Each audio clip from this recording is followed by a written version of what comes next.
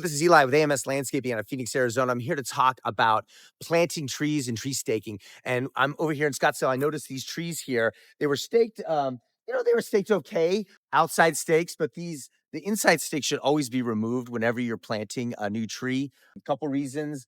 Sun exposure. The tree needs sun exposure along the tree, and it's just not healthy for the tree. The tree needs to have play.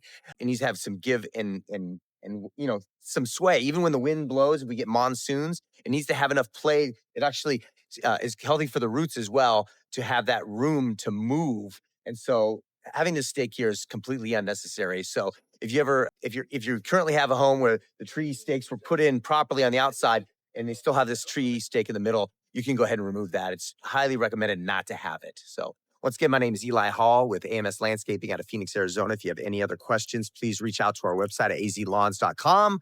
Also, check us out on Instagram and Twitter at azlawns, and check us our Facebook and our YouTube channels at AMS Landscaping. Make it a great day.